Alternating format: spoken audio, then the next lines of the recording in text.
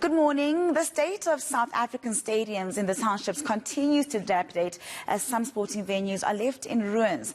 The rundown ODI Stadium in Mabopane is an example of one of them. The venue continues to be vandalized and stripped in broad daylight. ODI Stadium used to host PSL matches, and the 60,000-seater was a favorite for the pre-season Telkom Charity Cup. The athletics track is also been left in ruins. We're joined by Hloni Mthimkulu, who is in Mabopane. Good morning to you, Hloni. You know, when you think about the ODI Stadium, it's got such rich roots and tradition. One of the most famous stadiums in South Africa, and it's so sad to see what has happened to it. You are there right now. Describe what you're seeing and also why it's in that state. Yeah, good morning, Nandi. So we have moved from Mamelodi to Mabopane now, and we are at the ODI Stadium. And so it is run down, and, you know, as we've been talking just about the state of facilities, but it is in use at the moment. It's used for athletics. The track, which we hope to go and see inside, is still being used for athletics. But the facility itself and around the stadium, I'm just going to move out of shot a little bit so that you can kind of see what is happening around you, or well, what is not happening around you. So the stadium structure is still standing, but we know that it's not in good condition, and there have been concerns about it, and there have been plans for renovation. And the area around the stadium itself, you know, there's overgrown trees, and just when we were trying to get here, actually, and when we GPSed our way here, two of the entrances that the GPS led us to are no longer entrances. So you just kind of drive in, and then there's gravel there, and there isn't a way to get here. So this is where to drive around to kind of get here. So, you know, things are kind of not going as well as I guess our community would have liked for them to go. Yeah. But it is still being used. The athletics, Pretoria West still use the track for athletics, even though the rest of the facility is not in use at the moment. So it is obviously, again, just years of neglect, years of being abandoned and not being able to be used for to its full capacity and only for the athletics. And so we are here today where there are those plans to renovate it, as they said, with HMBJ Stadium, and to build a multi-purpose facility here. Those plans are still underway. There isn't demolition yet that has begun here, but those plans, we have found out that they are still underway. Hloni, who is responsible for the upkeep of the ODI Stadium? For example, is it the Department of Sports, Arts and Culture, or who is responsible? I almost want to say, who do we blame for the neglect?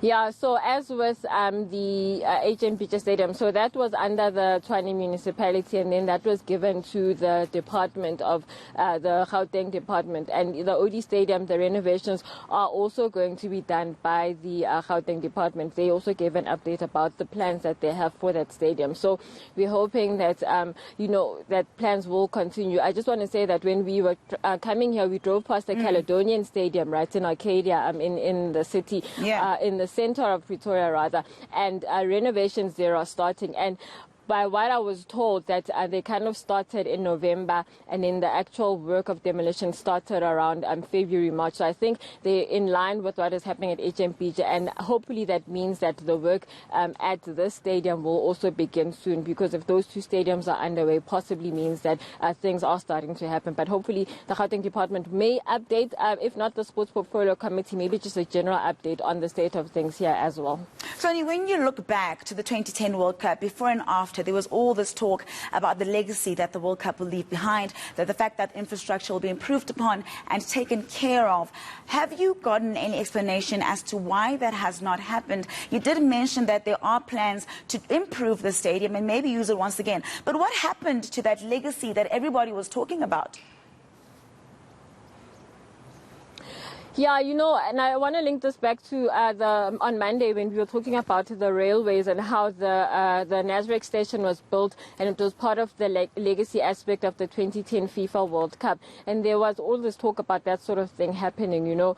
But as things stand, some of that is happening, I guess, with some stadiums and with some facilities, but generally that hasn't really happened. And we see that even here, you know, the stadium is not in use. The HMBJ Stadium is not in use as well. The Caledonian Stadium also is not in use. So there is a legacy aspect of it in terms of what is actually happening with these facilities. Where is the money going? These are stadiums that have been promised to be renovated and fixed for years and years and years, and nothing has happened.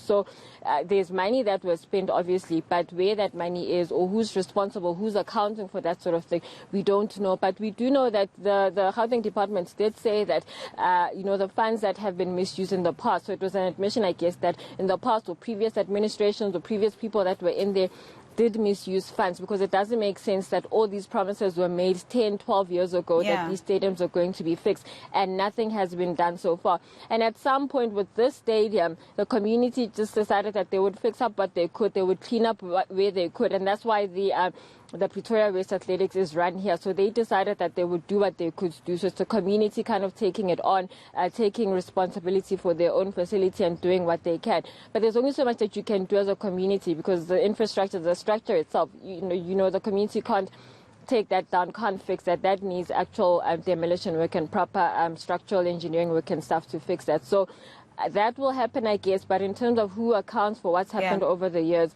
we have been told that there will be people who are accounting.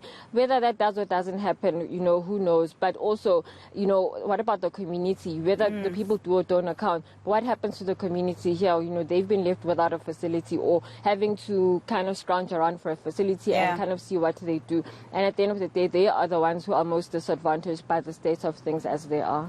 Sonia.